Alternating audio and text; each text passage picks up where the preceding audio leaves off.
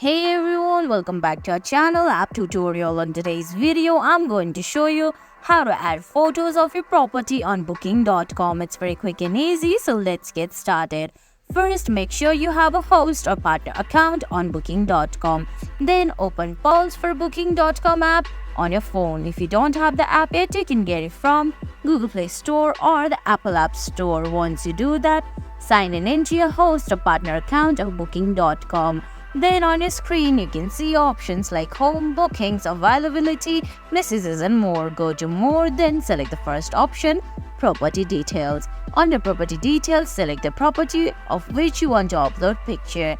Now scroll down and tap on photos. Under photos, select one of the option. I'm gonna select all photos. Then on the top, you can see add photo option. Tap on it, then select choose from gallery and select the photos you want to upload and tap on save. And guys, that's it. That's how you add photos of your property on booking.com.